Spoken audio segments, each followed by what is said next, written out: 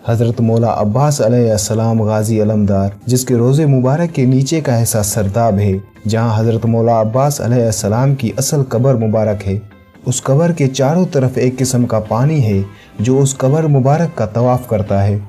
یہ پانی کہاں سے آتا ہے، کیسے آتا ہے، آج تک کوئی نہیں سمجھ سکا، کیونکہ اس پانی کو اندر داخل ہونے کی کہیں سے کوئی بھی جگہ نہیں ہے۔ اس پانی کی سب سے خاص بات یہ ہے کہ اس پانی سے گلاب کے پھولوں سے بھی زیادہ اچھی خوشبو آتی ہے، اور یہ پانی کبھی بدبودار نہیں ہوتا، اور اس میں ایک قسم کے پھول بھی اگتے ہیں جنہیں گل عباس کہا جاتا ہے۔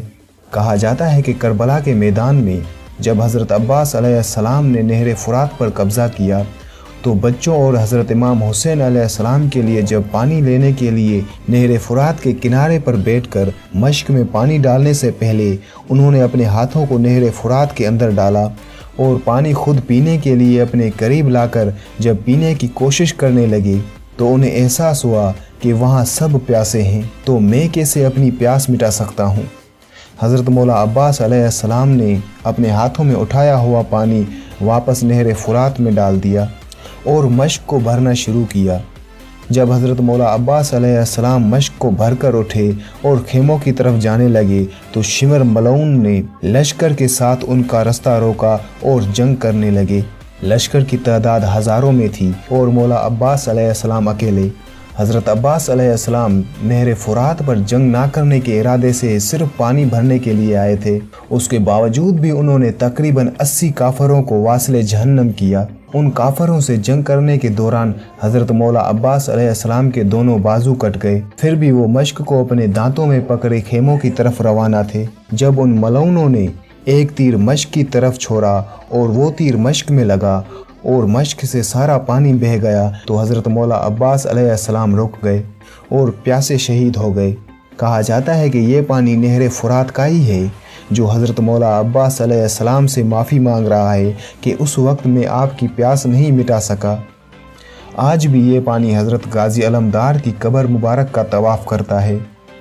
حضرت مولا عباس علیہ السلام کے روزے مبارک کا سب سے اہم حصہ سرداب ہے۔ یہ 8ویں صدی ہجری میں بنایا گیا تھا،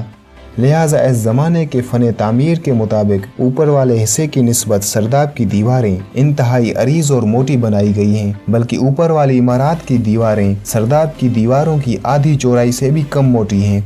لہٰذا اس وجہ سے قبر مبارک والا پورا سرداب اوپر والی عمارات کے برعکس بہت ہی تنگ ہے۔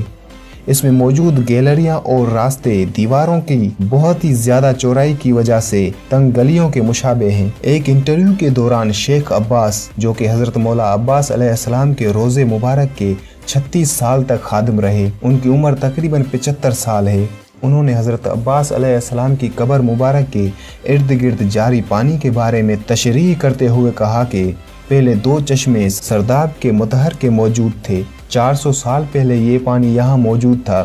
جب پائپ لائن کا کوئی بھی وجود نہیں تھا۔ یہ پانی ایک طرف سے نکل کر دوسری جانب بہہ جاتا تھا۔ اس پانی کا ذائقہ زمین کے پانی سے خوشگوار تھا اور اس سرداب کی سیڑھیاں تھیں۔ لوگ اس پانی سے تبرک کے طور پر استفادہ کرتے تھے۔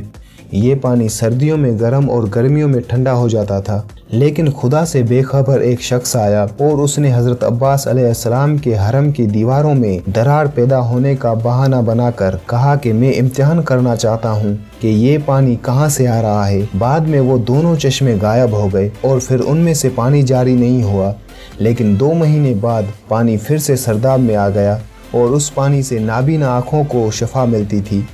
50 سال سے یہ پانی ایک ہی سطح پر باقی ہے اور اس میں کمی اور زیادتی نہیں ہوتی۔